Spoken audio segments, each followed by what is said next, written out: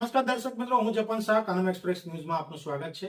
જોઈએ આજના મુખ્ય અને મહત્વના સમાચાર। આદિવાસી હકો માટે મુકેશ ડાંગીનો કોંગ્રેસને ઝાટકો। 68 ગામોની જમીન સંપાદન મુદ્દે તમામ હોદ્દાઓ પરથી રાજીનામું, સંઘર્ષની નવી ઘોષણા। આ ઘટના અંગે ઊંડાણપૂર્વક વાત કરીએ તો જાલોદ વિધાનસભા વિસ્તારના 68 ગામોની જમીન વિકાસના નામે સંપાદન કરવાની પ્રક્રિયા સામે तीव्र वलन अपनावता मुकेश एस डांगीए कांग्रेस पक्षना तमाम होद्दाओ परथी राजीनामું આપી રાજકીય વર્તુળમાં ખળભળાટ મચાવ્યો છે। તેમણે દાહોદ જિલ્લા કોંગ્રેસ સમિતિના પ્રમુખ હર્ષભાઈ નીનામાને સંબોધીને પાઠવેલા રાજીનામા પત્રમાં જણાવ્યું છે કે આદિવાસી સમાજની વડીલોપાર્જિત જમીન પર ચાલી રહેલા પ્રોજેક્ટો તેમના અસ્તિત્વ માટે જોખમરૂપ છે। પક્ષ કરતા સમાજ મોટો, મુકેશ ડાંગીનું કહેવું છે। રાજીનામા પત્રમાં ડાંગીએ લખ્યું છે કે છેલ્લા 8 વર્ષથી તેઓ આદિવાસી હકો માટે સડકથી સરકાર સુધી લડત આપી રહ્યા છે, પરંતુ પક્ષમાં રહી સમગ્ર સમાજને એકજૂટ કરવું મુશ્કેલ બની રહ્યું છે। તેમણે સ્પષ્ટ કર્યું છે કે હવે તેઓ પક્ષ પાર્ટીથી ઉપર ઉઠીને નિષ્પક્ષ રીતે પોતાના સમાજ માટે જીવન સમર્પિત કરશે। 68 ગામોની જમીન મુદ્દે ઉગ્ર વલણ। दिल्ली मुंबई कॉरिडोर हाईवे, प्रस्तावित डोमेस्टिक एयरपोर्ट, जीआईडीसी, जलाशय योजनाओं, 4 लेन हाईवे અને રેલવે લાઇન જેવા પ્રોજેક્ટ્સના કારણે જાલોદ વિધાનસભાના 68 ગામોની જમીન સંપાદિત થવાની પ્રક્રિયા ચાલી રહી હોવાનું તેમણે ઉલ્લેખનીય છે। ડાંગીએ ચેતવણી આપી છે કે જો જમીન છીનવાશે તો હજારો આદિવાસી પરિવારોનું ભવિષ્ય અંધકારમય બનશે। રાજીનામાની નકલ ગુજરાત પ્રદેશ કોંગ્રેસ સમિતિને પણ મોકલવામાં આવી છે।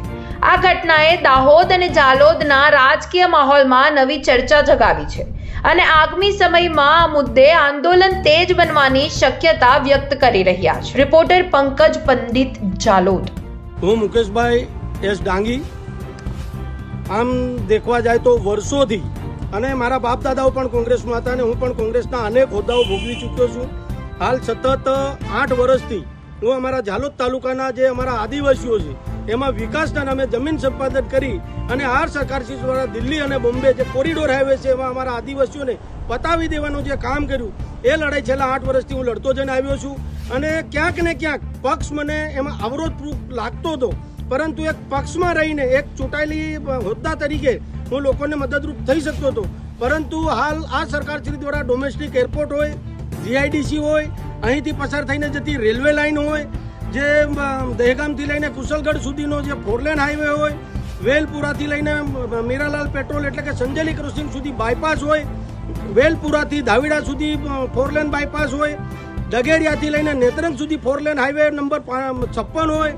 એટલે આવી અનેક યોજનાઓના નામે સરકારશ્રીએ અમારા આદિવાસીઓને જમીન છીનવી લે, તેઓને ભટકતી જિંદગી જીવવા માટે મજબૂર કરી દીધા છે।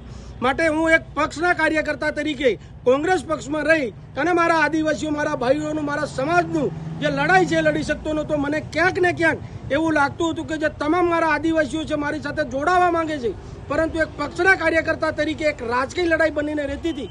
એના માટે મેં આજે મારા ભાઈઓને, મારા સમાજ માટે, મારા આદિવાસીઓ માટે એમની જમીન બચાવવા, એમના હક અને અધિકારની લડાઈ માટે આજ રોજ મેં કોંગ્રેસ પક્ષના તમામ હોદ્દામાંથી રાજીનામું આપ્યું છે અને હું આજે એક વચન આપું છું કે આવનાર જે મારું ભવિષ્ય હશે એ મારો સમાજ નક્કી કરશે। બાકી સમાજ મને કોઈ ઇલેક્શન લડવાની ના પાડે તો હું મારું આખું જીવન મારા સમાજ માટે અર્પણ કરવા માટે તૈયાર છું। એ માટે મેં આજ રોજ કોંગ્રેસ પક્ષના તમામ હોદ્દા પરથી રાજીનામું આપ્યું છે।